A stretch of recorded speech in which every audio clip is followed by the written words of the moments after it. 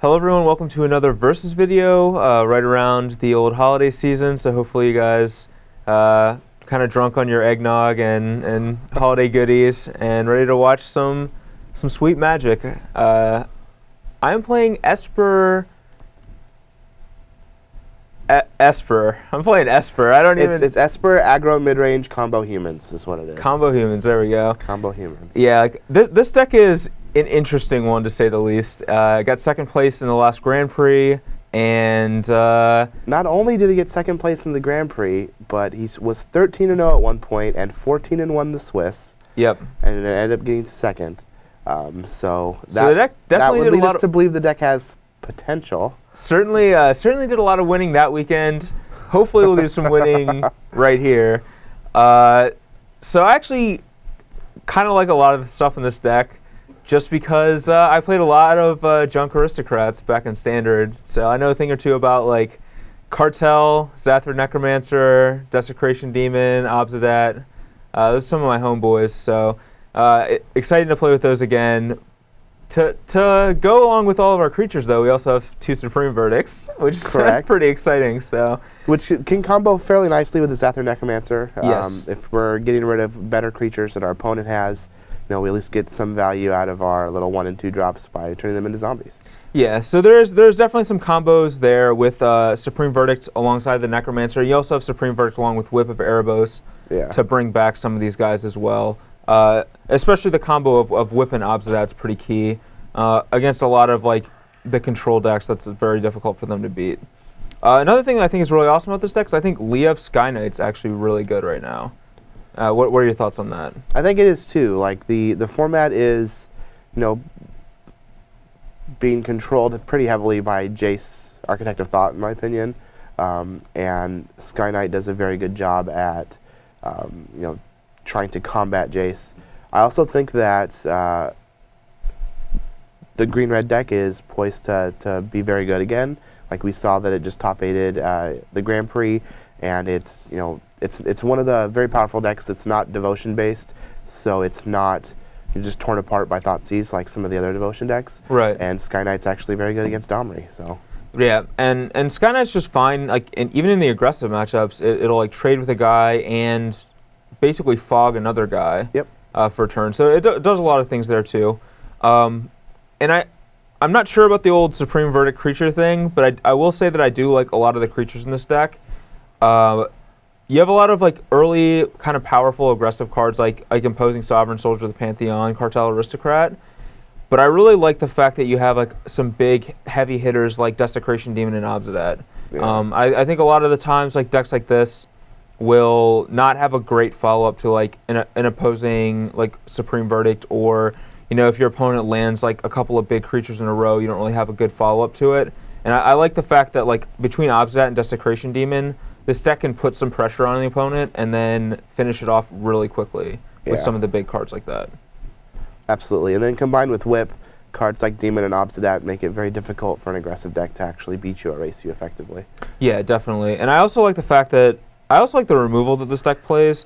Not sold on Far and Away, but I do like Doomblade and Ultimate Price a lot. And I also like the fact that there's more copies of Doomblade in the board because that card's very good against the decks that it's good against. For example, the Mono Blue Devotion deck, any of the White Weenie decks, the Green-Red deck, for example, too. Just like Doomblade is just an exceptional card against those decks. And I think one of the things that can make your like 2/2s, but beat their Polykranos is if you can just kill their Polykranos. Yeah. So I think having access to cards like that is pretty key. Same thing with Detention Sphere, which is just very, very good right now. So this deck is basically a black-white deck that's splashing blue for Far, on Far and Away, Sky Knight, Detention Sphere, and Supreme Verdict, and then a few cards in the sideboard. Do you think that is, like, obviously those cards are very powerful, but the big question on my mind is it worth it? Like, there's already an aggressive black-white deck that is, been doing well in the format. It actually won the Grand Prix. There's also the white-red aggressive deck, which seems to be a little similar to this without the the top-end big creatures. But is it worth it to play the blue and the big creatures as opposed to trying to go under everybody? Well, I definitely think it's worth it to play the big creatures. I like having I mean, I'm personally not a huge fan of either of those aggressive decks just on playstyle choices alone. But at the same time, I also am not sure that they're even that good right now in the metagame. And I think I like the fact that I like going over the top with like Demon and Obsidian. I think that that's a very good like top end to a deck like this. As for whether or not the blue's worth it, I'm not sure. For example, the deck that Chapin and Paul Riesel played at the Pro Tour was a black-white deck that had like Obsidian, Desecration Demon, and Whip at the top end. Yeah. Didn't have the blue. And I think like a similar style shell could be viable as well. Just not with the blue, but a lot of the same types of cards, like the removal spells, the Obsidats, the demons, the Thought Seizes, etc. Yeah, definitely. So even if we cut the blue, even though we lose Sky Knight as a human, playing a more solid mana base gives us access to Precinct Captain, which I feel has to be at least as good as Sky Knight, if not better. Yeah, Precinct Captain's pretty good. I do think Sky Knight's going to be really good though. So I think it is. I'm not sold on cutting Sky Knight. Detention Sphere can go, Supreme Verdict can go, but gotta get me some Sky Knights. I played a lot with the card in Block Constructed and was always a huge fan of it. So yeah, I'm pretty excited by this deck. You know, it's going to be interesting because I think every game is just going to play out completely differently.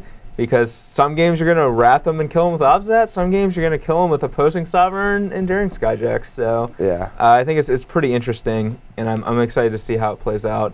As for the mana base, we have pretty much a pretty standard like Esperish mana base.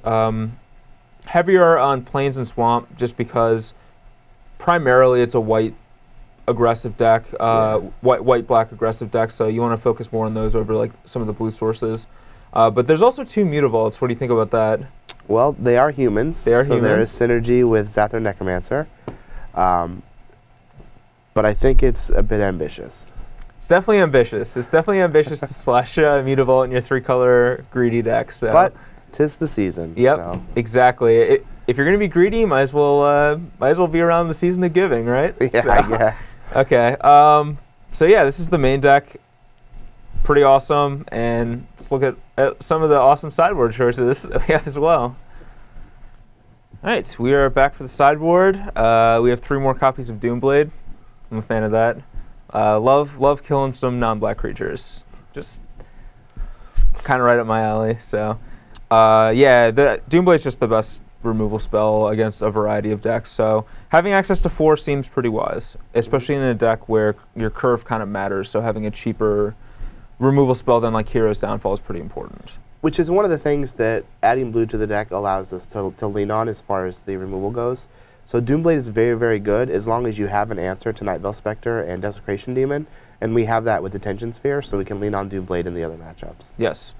We also have a Blood Baron.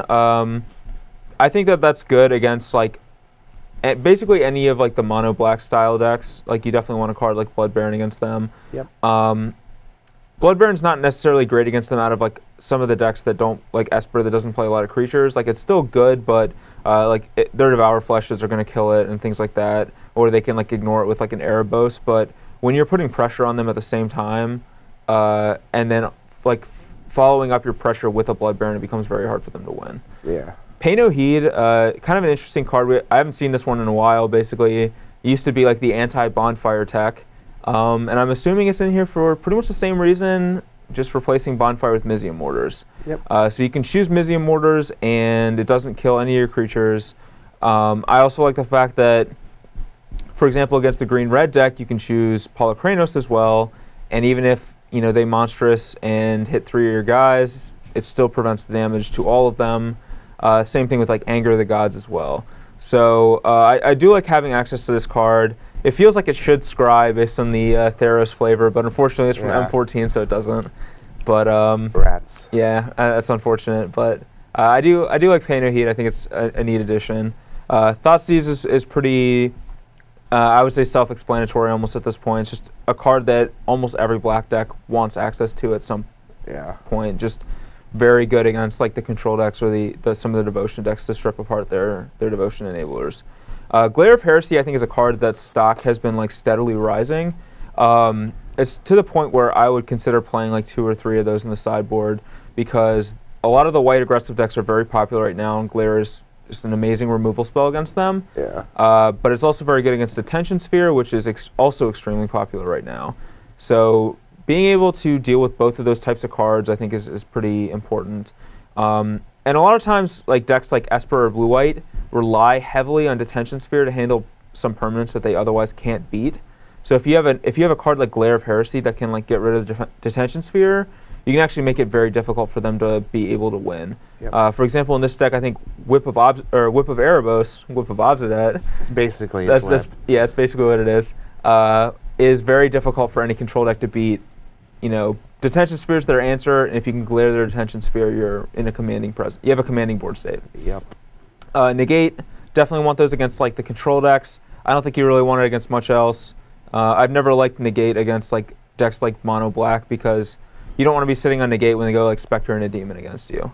And they always do. Yeah, they sometimes do. They usually do.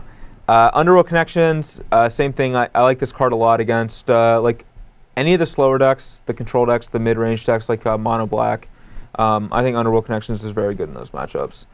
We have another Supreme Verdict and another Far and Away, which are definitely going to come in against like any of the very aggressive decks, especially the Supreme Verdict. And the Far Away is very good against like some of the more mid-rangey decks too. You can bounce their Night Veil Spectre and make them sacrifice their Desecration Demon or something. It's a pretty good turn. It is a pretty good turn, yeah. So there's a lot of value there. And even just having the Edict effect of Away is very good right now. There's a reason that a lot of people are playing Devour Flesh, because that effect's just very good. Because there's a lot of creatures that Doomblade and Ultimate Price and so forth don't hit, and it's hard to have the right removal spell. And one thing I do like about this deck is Detention Sphere and Far and Away mean that you pretty much always have like a pretty versatile removal spell. Yeah, like you always have a chance to draw the right one. Yep. So, I don't know. I think this deck's pretty sweet. The sideboard's all over the place, but so is the deck. And I think that how you sideboard and how you play out your hands is probably pretty important to this deck. And I'm imagining it's probably pretty hard as well. But I'm excited to give it a shot. Awesome.